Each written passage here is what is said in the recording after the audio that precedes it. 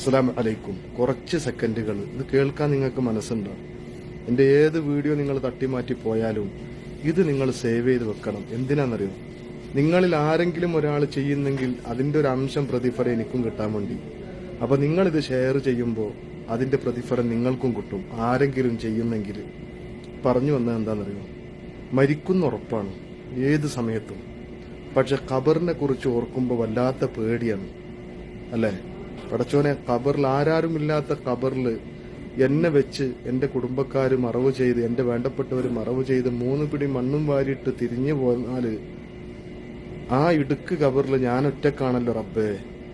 ഞാൻ ചെയ്ത രഹസ്യങ്ങളും പരസ്യങ്ങളും ആയ തെറ്റുകളൊക്കെ അവിടെ ഞാൻ റബ്ബിനെ ബോധിപ്പിക്കണമല്ലോ. മുൻകർ നക്കീർ അലൈഹിമസ്സലാം എന്ന 2 മലക്കുകൾ എൻ്റെ ഖബറിൽ വന്നിട്ട് ചോദ്യം ചോദിക്കുമല്ലോ.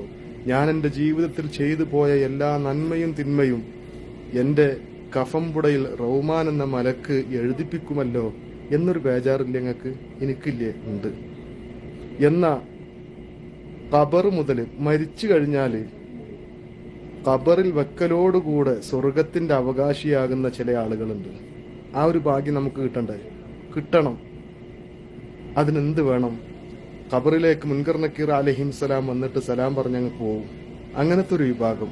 റഹ്മാൻ എന്ന മലക്ക് വന്ന് സലാം പറഞ്ഞങ്ങ് പോവും. ഖബർ സ്വർഗമാണ്.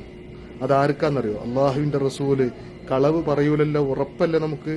ആ മുത്തുനബിയാ പറഞ്ഞത്, മൻ ഖറഅ ആയത്തുൽ കുർസി ദുബുറ കുല്ലി സ്വലാത്തിൻ മക്തൂബ ലം യംനഅ ദുഖൂലൽ ജന്ന ഇല്ലൽ മൗത്ത് ഔ കമാ ഖാല റസൂലുള്ളാഹ്. ആരെങ്കിലും ഒരാള് ഫർള് നിസ്കാരങ്ങൾക്ക് ശേഷം ആയത്തുൽ കുർസി പതിവാക്കിയാൽ അവന് സ്വർഗത്തിൽ കടക്കാൻ ഒരു തടസ്സമില്ല, അവന്റെ മരണമല്ലാതെ. അപ്പോൾ ഈ ഒരു വീഡിയോ നിങ്ങൾ ഷെയർ ചെയ്യണം, ജീവിതത്തിൽ പകർത്താൻ ഞാനും നിങ്ങളും ശ്രമിക്കണം. അസ്സലാമു അലൈക്കും.